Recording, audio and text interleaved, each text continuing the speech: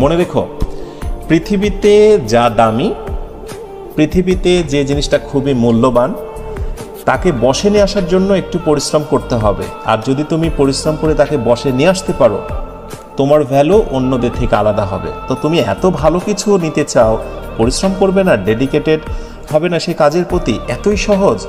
So আমি তোমাকে request করব, অন্যদের থেকে একটু আলাদা হয়ে যাও।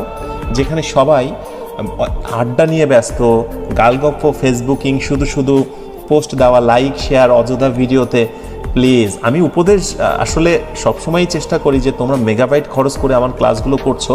সো আমি চেষ্টা করি যে প্রতিটা মুহূর্ত যেন তোমাদের কাজে লাগে। কিন্তু তারপরে কিছু কথা মনে হয় যে আউট অফ সিলেবাস বা আউট অফ টপিক বলা উচিত। সেটি হলো, শুধু শুধু অনলাইনে দিনের সময়টা নষ্ট না করে নিজেকে একবার প্রশ্ন করবে, আজকে যদি দিনে সারাদিন আমি 3 ঘন্টা ব্রাউজিং করি, ইউটিউবিংয়ে থাকি বা